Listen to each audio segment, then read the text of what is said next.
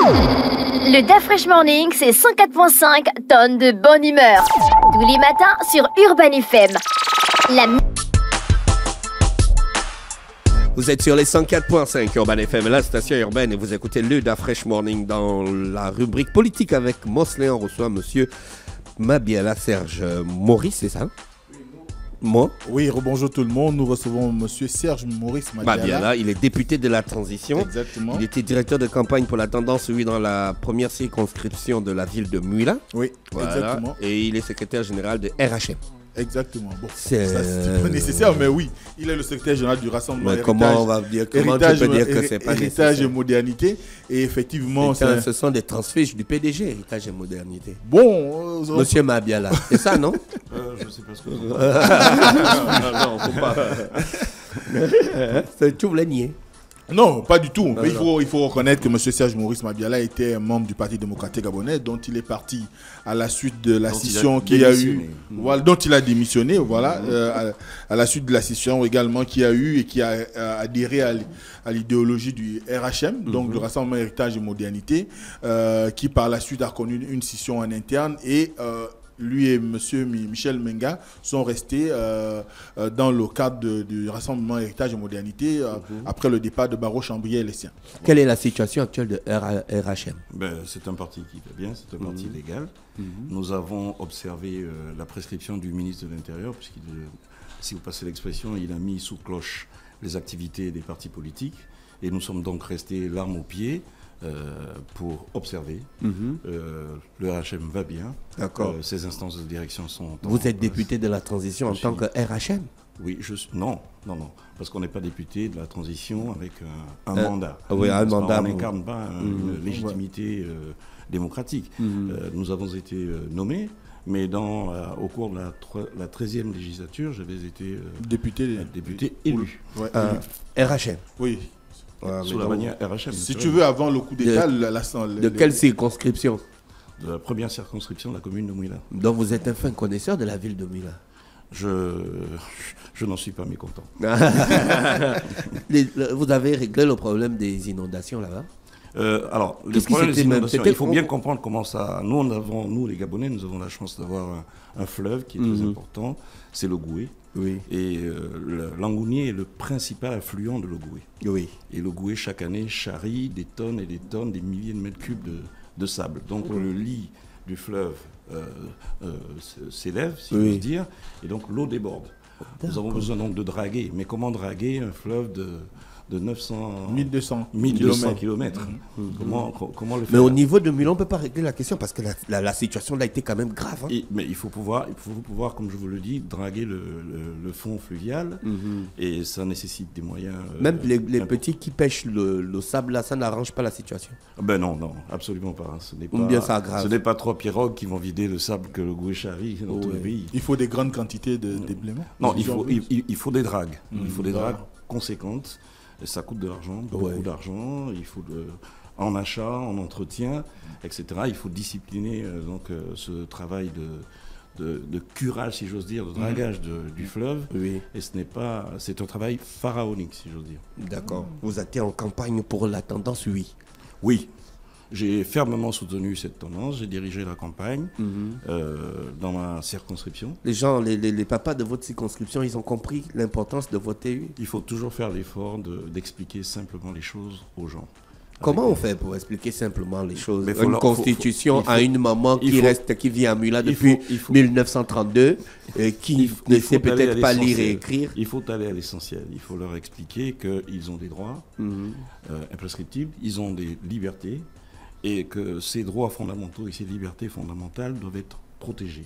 Et pour le faire, il faut donc un pouvoir public qui est fragmenté comme le recommandait Montesquieu, en pouvoir législatif qui produit des lois, en pouvoir exécutif qui les exécute, et en pouvoir judiciaire qui s'assure que les lois sont bien respectées, bien appliquées, bien respectées, et que les libertés et les droits fondamentaux des Gabonais sont respectés. Monsieur le député, les mamans du village, elles comprennent ça? Elles comprennent quand on leur explique ça comment? On leur explique dans leur langue. On leur explique par proximité communautaire, parce que vous avez... c'est un patchwork communautaire à Mouila. Donc, on s'organise pour que les ressortissants, si j'ose dire, de chaque communauté, n'est-ce pas, les membres de chaque communauté expliquent. Est-ce que vous pensez que ces personnes-là sont sérieusement inquiets pour cette situation au lieu de leur quotidien? Parce qu'on a essayé de voir un peu à gauche, à droite, les réactions des gens dans les quartiers pendant cette campagne.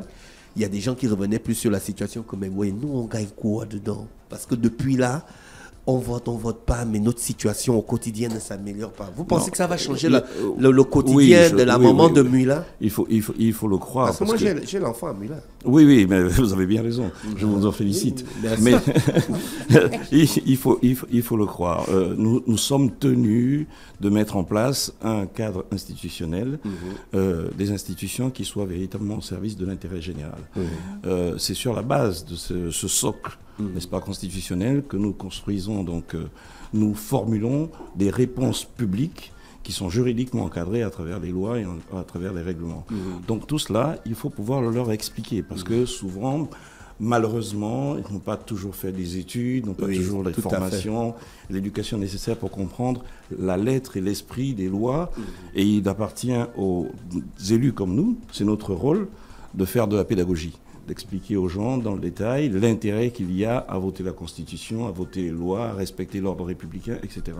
À rétablir l'ordre constitutionnel dans le pays, n'est-ce pas? Et à considérer que ce qui est appelé aujourd'hui coup de la libération est en réalité un coup d'État démocratique. Puisque vous parlez de démocratie, Monsieur Mabiala, est-ce que vous pensez que les résultats favorables au oui sont une expression de la volonté démocratique des Gabonais? Je pense que le résultat favorable au oui pour l'instant, ce résultat-là est sous-dimensionné.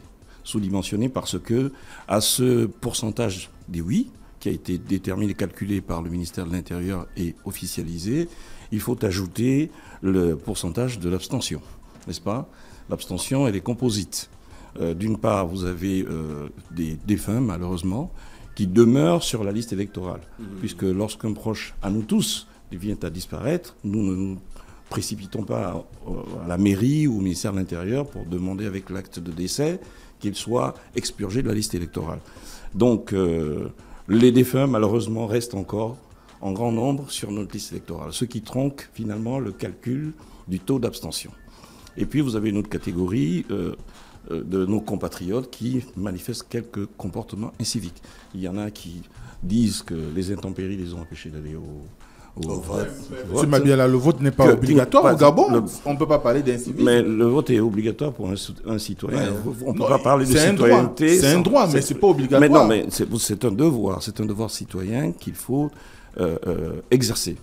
Mais si vous n'avez pas les conditions nécessaires, des problèmes de route, vous comprenez bien que rallier un centre de vote, c'est... Il faut savoir que ce n'est pas une chose aisée pour le ministère de l'Intérieur. Moi, je ne suis pas membre du ministère de l'Intérieur, je n'y ai jamais travaillé. Mais ce n'est pas une chose facile que d'organiser une élection au Gabon dans les conditions que nous savons. N'est-ce pas? La difficulté est énorme. Et les autorités, notamment le gouvernement, mettent tout en place pour que les choses se passent bien. Que le scrutin soit un scrutin régulier, transparent, crédible, attesté, certifié.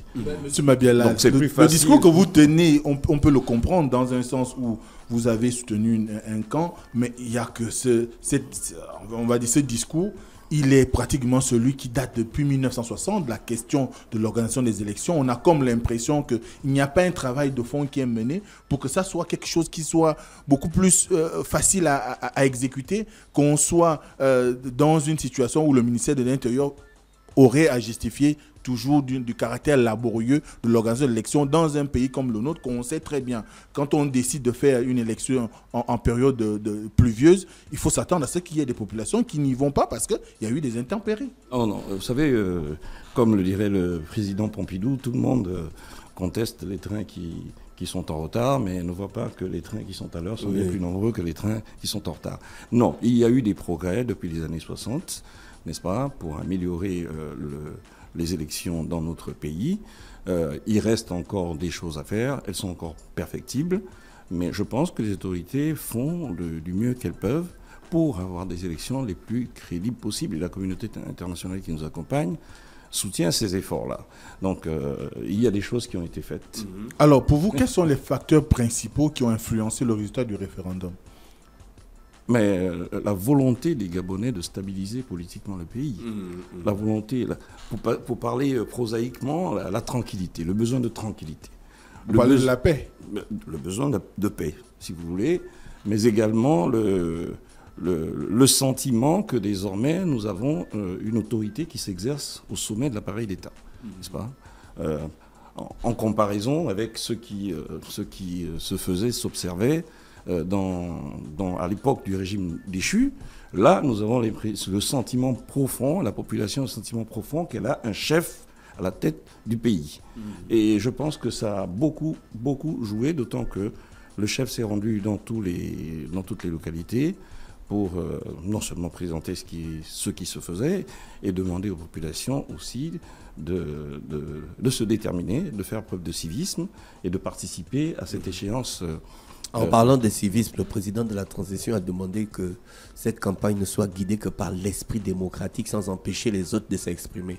Mais à Muila, on a entendu des mouvements qui ont été mis en place pour empêcher l'expression du camp du non. Bon, c'est pas moi qui le dis, c'est vous qui le dites. Oui, c'est moi qui le dis. Je vous en laisse la paternité. Oui, j'accepte. Mais la paternité. Le président de la République a fait preuve de comment pourrait-on dire, d'équilibre, de hauteur de vue, puisqu'il a reçu à la fois ceux qui étaient favorables et ceux qui étaient contre lui, n'est-ce pas? Il a bien montré la voie et il ne nous restait qu'à suivre, qu'à la suivre, n'est-ce pas? Le président est un homme ouvert, c'est un démocrate, il comprend parfaitement que dans un pays tout le monde ne peut pas être d'accord et qu'il y en a qui sont pour et qu'il y en a qui sont contre, mais il a la responsabilité de l'unité du pays. Donc il écoute tout le monde, il reçoit tout le monde, et c'est admirable d'assister à cela, de voir ce chef véritablement agir de cette façon. Alors vous avez évoqué que les abstentionnistes ont implicitement soutenu le oui. Comment vous expliquez cette interprétation? Pour la raison qui ne dit mot consent, madame. Qui ne dit mot consent. Les abstentionnistes avaient à répondre à une seule question. Sous quel régime politique voulez-vous vivre au Gabon, vous et vos enfants? C'est tout. Il n'était pas question de choisir entre plusieurs candidats. Il fallait répondre à une question. C'était pour eux un devoir citoyen qui s'imposait à eux, n'est-ce pas? Ils avaient la liberté de dire non. Ils ne l'ont pas dit. Ils avaient la liberté de dire oui. Ils ne l'ont pas dit. Ils ne peuvent en aucune façon renforcer le camp du non, comme on l'entend. Les abstentionnistes ne grossissent pas, n'est-ce pas, le pourcentage du non. Oui, mais l'abstention signifie également que c'est une manière comme une autre de dire qu'on n'est pas d'accord avec ce qui est proposé. Absolument pas. Ce qui est la marque, ce qui est l'empreinte de l'abstention, c'est l'incivisme. Non. On doit se dire les choses. Monsieur Mabiala, dans un pays où le vote n'est pas obligatoire, on ne saurait parler d'incivisme. Mais si les Gabonais ne se prononcent pas, qui va se prononcer à leur place? Qui doit faire les choix politiques dans le pays, si ce n'est les Gabonais eux-mêmes? Est-ce que les questions politiques concernent d'autres populations, d'autres pays, d'autres, je ne sais, communautés? Mais n'empêche qu'aujourd'hui, la loi n'astreint personne à pouvoir sacrifier à l'exercice de son droit civil. Ce n'est pas un argument qui, passez-moi là, je m'en excuse, mais ce n'est pas un argument pertinent. La vérité, c'est qu'il fallait dire oui ou non. Ils n'ont pas dit non. Comme ils n'ont pas dit oui. Ils se sont abstenus, et qui ne dit mot, je vous demande de finir s'il vous plaît. Allez-y. Qui ne dit mot? Donc, est-ce que vous les abstentionnistes, monsieur le député, est-ce que vous ne voulez pas quand même analyser la situation des abstentionnistes? Mais l'abstention n'est pas... Peut-être ça résulte d'une déception face à... Mais non, il y a un manque d'État. Mais nous n'allons pas passer notre temps à pleurer. Il va falloir construire ce pays. On cherchait une solution. Il y a une solution qui nous a été proposée par le président de la République. Il y a une solution qui nous a été proposée par une démarche par le CTRI. Il nous appartient de nous prononcer. Ce qu'il fallait faire a été fait, de mon point de vue, jusqu'à présent.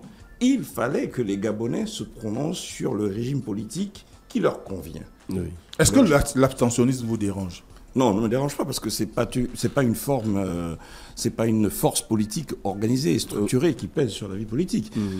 Mais qui a un impact sur la qualité et le résultat des élections. Pas du tout. L'abstentionnisme n'a pas de visage, n'est-ce pas? Ce sont nos compatriotes, c'est des anonymes. On ne sait pas qui c'est. Mais si on les qualifie d'incivistes. civiques, pardon, ça veut dire qu'ils ont quand même eu un rôle à jouer. Est-ce que ça ne discrédite pas un tout petit peu le niveau d'organisation des élections dans notre pays? Quand vous refusez d'exercer votre citoyenneté, c'est un acte civique, monsieur. Il fallait voter. On ne vous demandait pas de choisir. On vous demandait de dire si vous vouliez ou non ce régime. Vous aviez dit... Vous n'avez rien dit. Vous n'avez pas dit non. Vous semblez ne pas dire oui. Mais vous vous taisez. Et je vous répète, et j'insiste, je persiste, qui ne dit mot, consent. Alors, à partir de cet instant, comment faire aujourd'hui pour qu'on combatte cette taux d'abstentionnisme qui, quand même, aujourd'hui, on va dire, essayer un tout petit peu de jeter de l'ombre sur le scrutin, dans la mesure où beaucoup de personnes aujourd'hui trouvent que le fait qu'il y ait eu une trop grande abstention, ça dénote de ce qu'il n'y a pas une adhésion massive des populations à l'égard de D'abord, cette abstention ne jette aucune ombre sur le résultat ou l'authenticité des résultats sortis des urnes, premièrement. Et le chiffre donc statistique de l'abstention est, à mon sens, à revoir significativement à la baisse. Mais dans tous les cas, quoi qu'il en soit, le résultat est simple. Vous savez quand même que le taux de participation aussi a été revu à la baisse.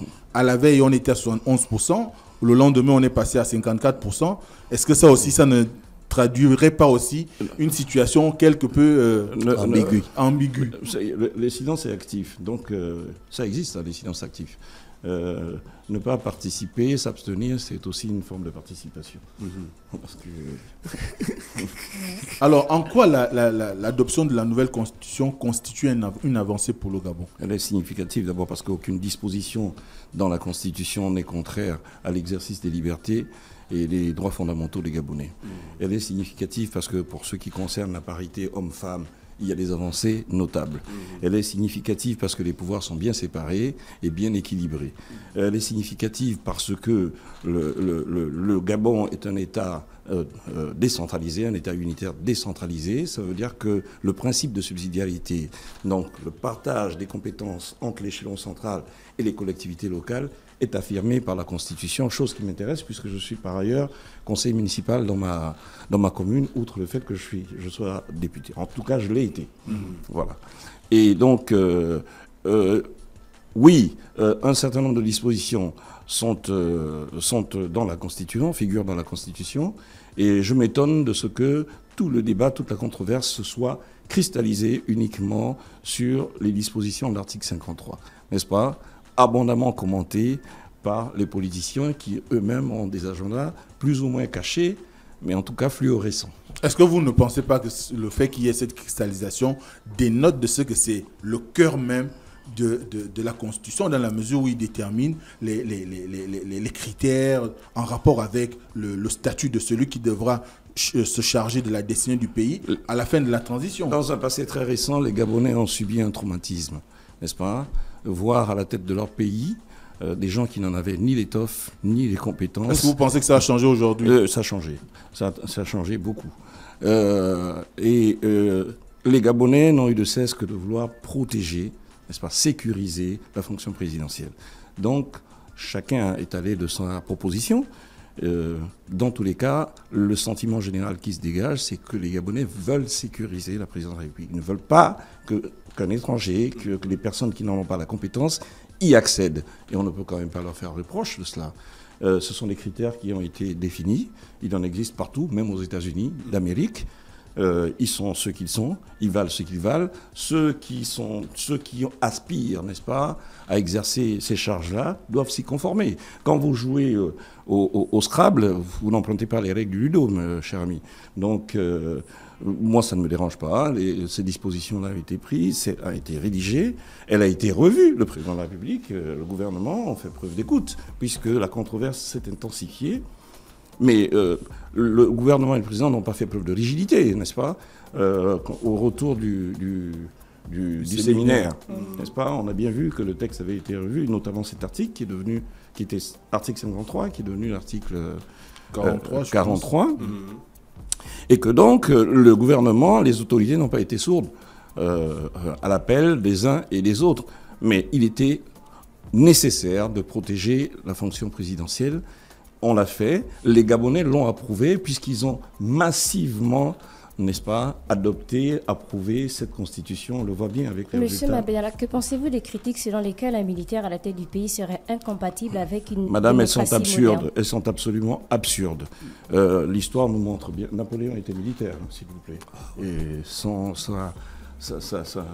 comment pourrait-on dire, son empreinte est encore prégnante. L'un des militaires les plus cruels de dans l'histoire de la France. le monde et en France Des notamment. plus cruels? Ouais. Bon, Napoléon était militaire. Puis la France, quand elle était, comme le disait lui-même le général de Gaulle, au tombeau, n'est-ce pas, a été relevée par un militaire, n'est-ce pas, le général de Gaulle, qui a donné à la France des institutions.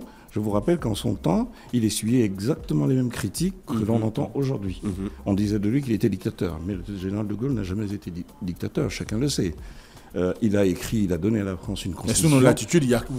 Non, il a donné à la France une constitution qui, 66 ans plus tard, n'a pas bougé. Est-ce que vous ne pensez pas que c'est quand même de bon droit aussi qu'on ait des réserves sur Non, mais je voudrais finir. Vous m'avez posé une question. Je voudrais finir, vous m'avez posé une question. Au Rwanda, aujourd'hui, c'est un militaire qui dirige le pays depuis une vingtaine d'années, qui l'a reconstruit et qui montre bien que les performances économiques, sociales et même politiques de ce pays sont admirables. Vous savez, au Rwanda, pour parler du Rwanda, c'est un pays enclavé, n'est-ce pas? Eh bien, ce petit pays, entre guillemets, a attiré sur son territoire un constructeur comme Volkswagen qui a investi 11 millions de dollars au Rwanda dans une usine d'assemblage automobile. Une automobile, c'est du fer, c'est du manganèse, c'est du caoutchouc, donc de l'EVA, et c'est du plastique et des hydrocarbures, n'est-ce pas? Quels sont ces éléments qui vont au Gabon? Aucun. Le Gabon, c'est 880 km d'ouverture sur l'Atlantique, n'est-ce pas? Des bateaux partout, les chantiers navals nulle part. Je ne comprends pas comment ce pays enclavé a pu réaliser cette performance, si ce n'est parce que les institutions, ils sont crédibles, les institutions sont stables. Monsieur Darona Acemoglu, qui est professeur au MIT, a été primé du prix Nobel d'économie très récemment parce qu'il a établi le déterminisme étroit qui existe entre la qualité des institutions et l'efficacité économique et sociale, du modèle social. Et vous pensez que la Constitution telle qu'elle est proposée aujourd'hui, ou celle qui a été votée, pour garantir ces aspects de développement? La démarche qu'a proposée le CTRI et le président de la République est parfaitement cohérente. Il fallait commencer par les institutions. C'est ce qu'ils ont fait. Nous sommes en train de sortir de la transition. Nous rentrons peu à peu dans l'ordre le retour vers l'ordre constitutionnel. Constitutionnel.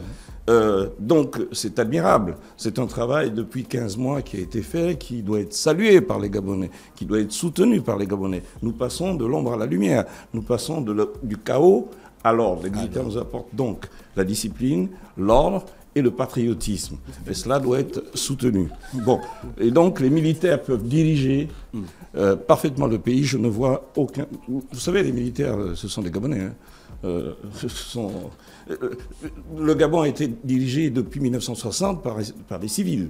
Et on voit bien la désastreuse gouvernance, ce qu'elle a produit. Chacun peut quand même l'attester. Voilà. Qu'aujourd'hui, on me dise qu'il faut remettre le pouvoir aux civils, c'est quand même quelque peu étonnant. Les civils ne sont pas propriétaires du pouvoir. C'est le peuple souverain qui est propriétaire du pouvoir. C'est à lui de trancher. Et si un militaire veut se porter candidat à l'élection présidentielle et que c'est validé par les Gabonais, pourquoi pas? Alors, dernière question. Monsieur Mabiala, merci d'avoir accepté notre invitation. C'était un plaisir de vous recevoir ce matin. Je rappelle que vous êtes député de la transition et que vous étiez directeur de campagne pour la tendance UI de la première circonscription de Mula. Vous avez eu un bon taux de participation? Un très très bon taux de participation. Il y a eu... Oui, à combien de pourcents? Dans ma circonscription, les électeurs ont massivement voté en faveur du oui. Vous avez quand même... Et on a quelque peu pulvérisé, si j'ose dire, pulvériser le non. Mais il n'y a pas de vainqueur, il n'y a pas de vaincu. Il n'y a que les Gabonais qui se défendaient et qui défendaient leur pays. Merci d'avoir accepté notre invitation. C'est moi qui vous remercie. C'était Mosley, donc dans la rubrique politique ce matin sur les 104.5 Urban FM, la station urbaine. Merci d'avoir été avec nous ce matin. René Ruth, le programme du week-end. Alors... Le DAF Fresh Morning, c'est 104.5 tonnes de bonne humeur. Tous les matins sur Urban FM. La